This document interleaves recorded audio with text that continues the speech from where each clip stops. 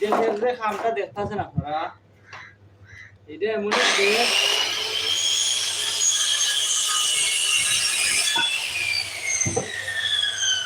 এটা মনে করেন বিদেশও নয় বিদেশি নির্বেশ, এটা বিদেশও নয় বিদেশি নির্বেশ, এইরকম একটা দেশ। বুঝছেন নি? টাকাতে পাপ কমাই দিল। আমরা মনে করেন টাকা পয়সা দিয়া বন জঙ্গলে বেড়াইতে আসছি ভাই, কাঠের কাজ করতেছি। কাঠের কাজ না এটা, মানে বর্তমানে করতেছি আর কি, এটা কাজে লাগাবো বড় কাজে। কিন্তু মনে করেন যে এখানে কোনো সেফটি নাই এই দেশে।